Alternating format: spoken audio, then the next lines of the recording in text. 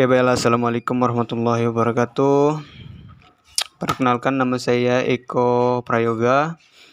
Di sini saya perwakilan dari kelompok 4 akan menyampaikan hasil kerja dari kelompok saya yang beranggotakan 3 orang. Yang pertama, Anggi Tritunggal Dewi. Yang kedua, Ida Nur Pauziah. Dan yang ketiga, saya sendiri, Eko Prayoga.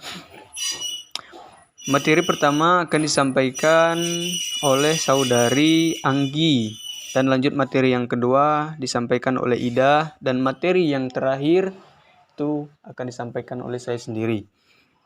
Aplikasi turunan pada maksimum dan minimum. 1. Masalah pengoptimasian maksimum dan minimum. Berikut beberapa definisi dan teorema dalam kalkulus. A. Titik kritis atau critical point. Definisi titik kritis.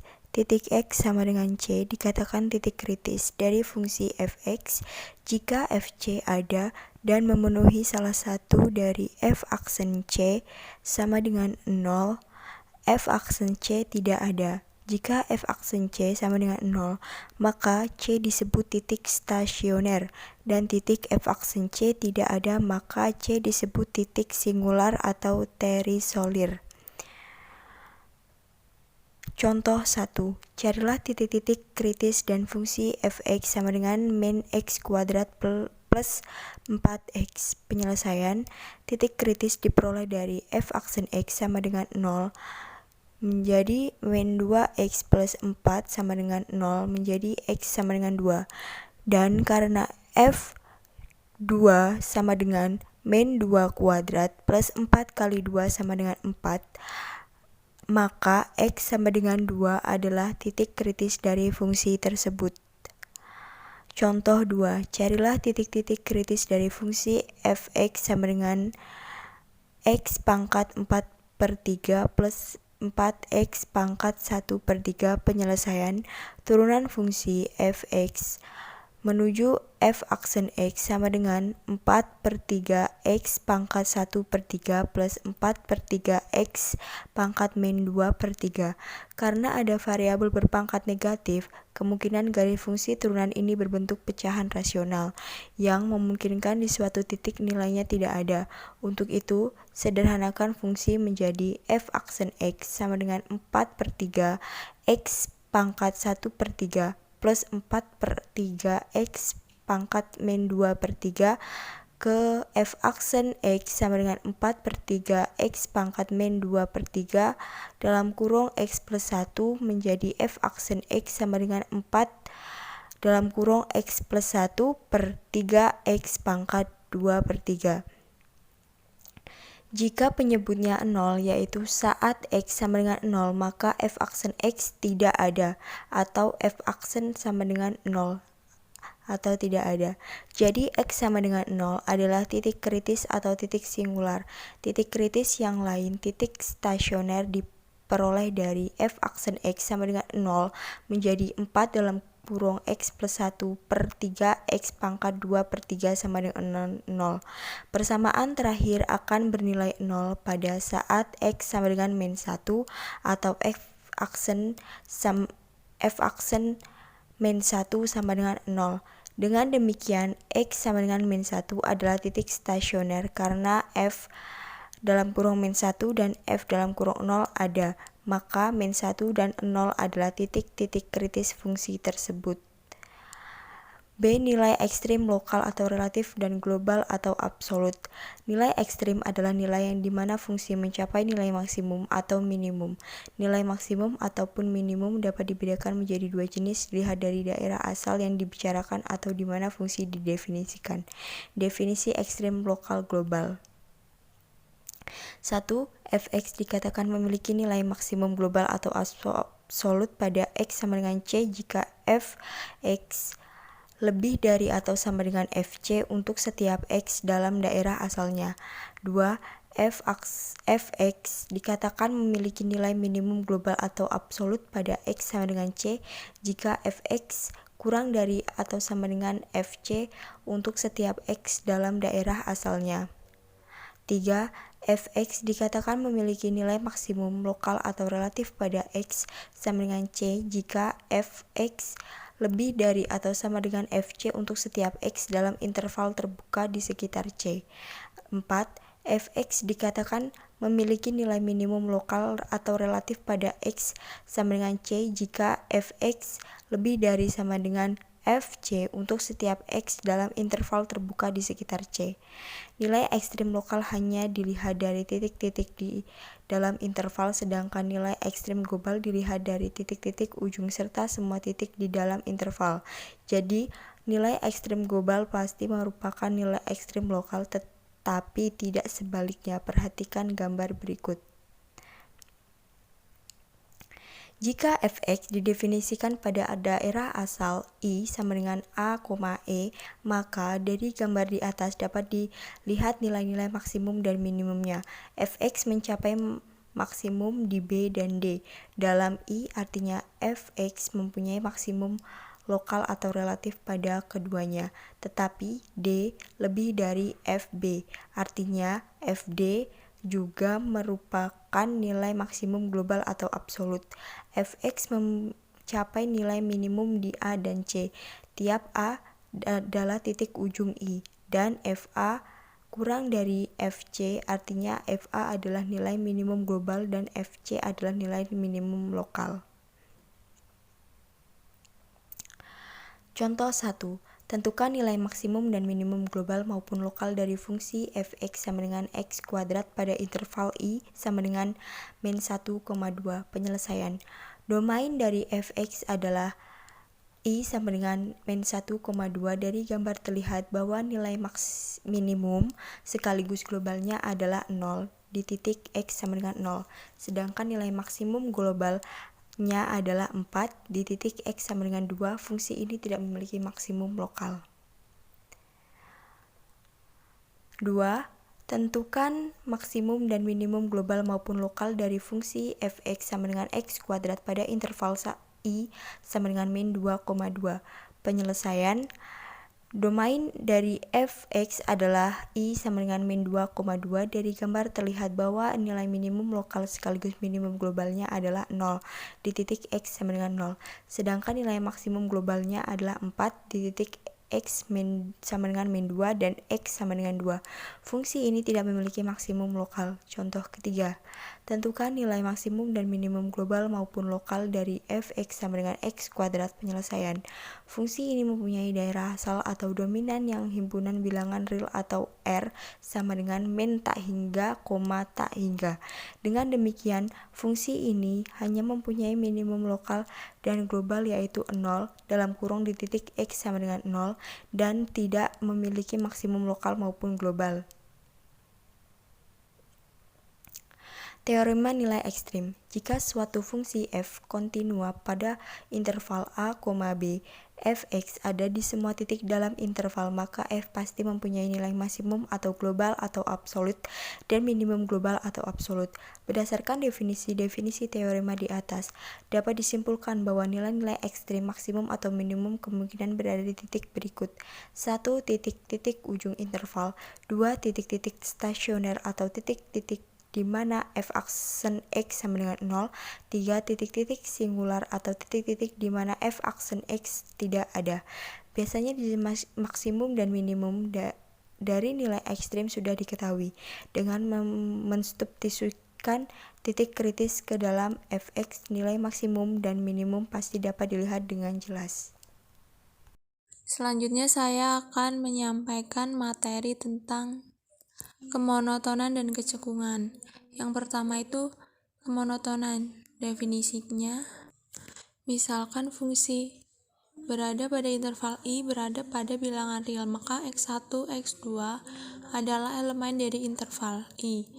Kita dapat mengatakan bahwa yang pertama, f naik pada interval I jika untuk setiap pasangan bilangan x1 dan x2 dalam interval berlaku x1 kurang dari x2, maka fx1 kurang dari fx2 dalam interval I berlaku x1 kurang dari x2, maka fx1 lebih dari fx2. Yang ketiga itu F naik atau turun pada interval I dikatakan monoton pada I.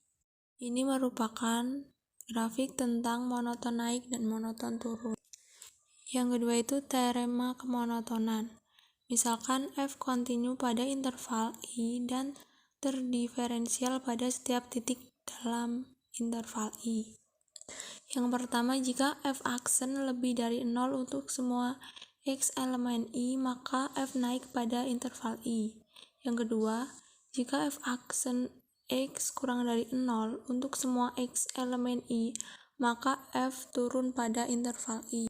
Dan ini merupakan grafiknya. Contohnya yaitu, misalkan fungsi fx sama dengan 2x pangkat 3 min 3x pangkat 2 min 12x plus 7. Carilah di mana f naik dan f turun. F aksen x sama dengan 6x pangkat 2 min 6x min 12. Kemudian difaktorkan menjadi 6x-nya itu 1 dan min 2. Untuk mengecek f aksen x lebih dari 0 naik, f aksen x kurang dari 0 itu turun, dan menggunakan garis bilangan. Ambil titik x sama dengan min 2 dan disubstitusikan menjadi min 6x pangkat 2 kali 6 kan sama dengan 24. Kemudian 6x min 2 sama dengan 12 dan 12 nya diturunin menjadi 24 dan tandanya itu plus. Kemudian yang x 0 itu f aksen 0 sama dengan min 12 dan tandanya itu min. Kemudian x3 itu f aksennya itu 3 sama dengan 54 min 18 min 12 dan menjadi 24. Nah, 24 itu tandanya itu plus. Maka ada 3 selang saat naik, yaitu min tak hingga sampai min 1 dan 2 sampai 4. Kemudian saat turun yaitu min 1 dan 2. Dan untuk menentukannya menggunakan grafik, yaitu dari fx atau y sama dengan 2x pangkat 3 min 3x pangkat 2 min 12x plus 7. Dan mencarinya itu disubstitusikan. Jadi x sama dengan 0 itu fx-nya itu sama dengan 7. Jika x sama dengan 1, y atau fx-nya itu 2 dikurang 3 dikurang 12 plus 7 itu sama dengan min 6. Kemudian x2 fx sama dengan 16 min 12 min 24 plus 7 sama dengan min 13. Sedangkan x3 fx sama dengan 54 min 27 min 36 plus 7 sama dengan min 2. Kemudian dari x min 1 fx sama dengan min 2 min 3 plus 12 plus 7, hasilnya itu 14. Kemudian dari x sama dengan min 2, fx-nya itu 16 min 12 plus 24 plus 7, dan hasilnya itu 13. Maka selang naiknya itu min tak hingga sampai min 1 dan 2 sampai tak hingga. Sedangkan turunnya itu min 1 sampai 2. Kemudian materi yang kedua itu kecekungan.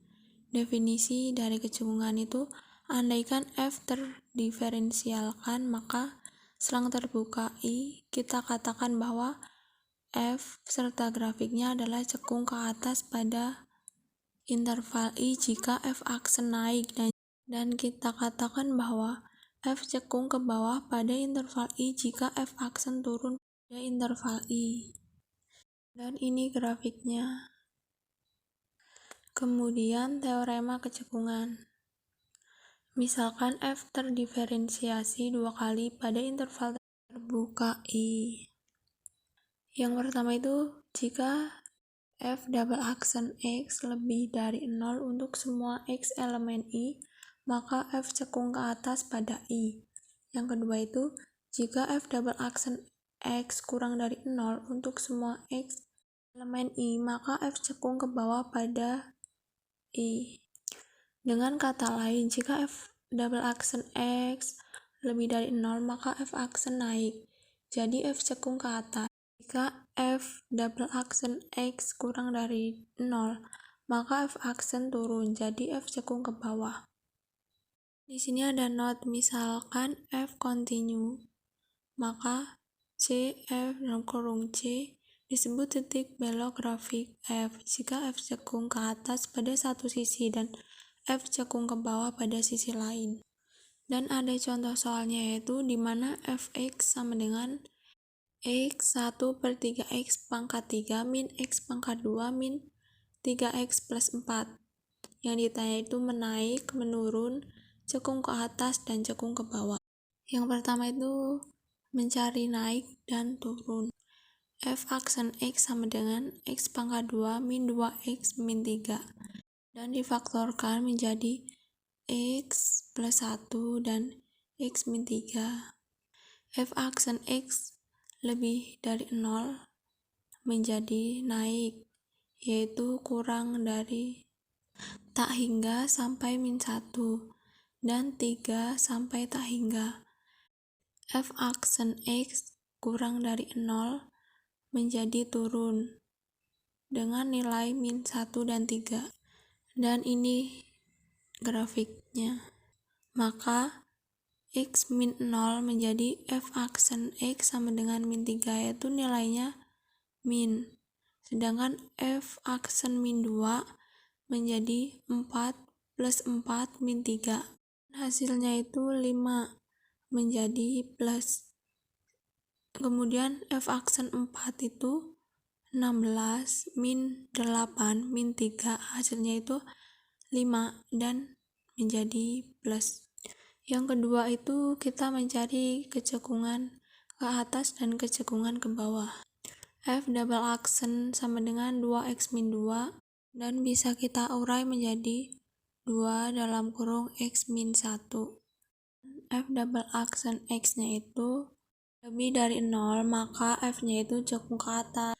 Dan jika f double aksen x-nya itu kurang dari 0, maka f-nya itu cekung ke bawah.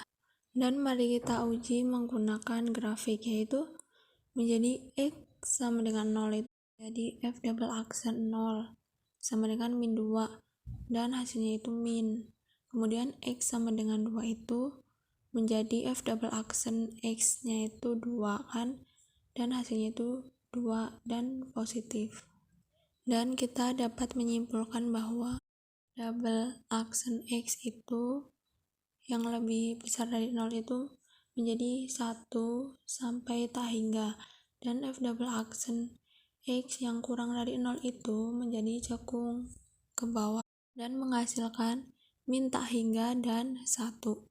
Dan inilah cara mencari kapan dia naik, turun, dan cekung ke atas dan cekung ke bawah. Dan ini hasil dari grafiknya. Materi selanjutnya akan disampaikan oleh Eko. Nilai rataan. Salah satu aplikasi turunan adalah teorema nilai rata-rata. Teorema ini mengatakan bahwa jika grafik sebuah fungsi kontinu mempunyai garis singgung tak vertikal pada setiap titik antara A dan B, maka terdapat paling sedikit satu titik C pada grafik antara A dan B sehingga garis singgung di titik C sejajar tali busur AB. Dalam gambar 1, hanya terdapat satu titik C yang demikian.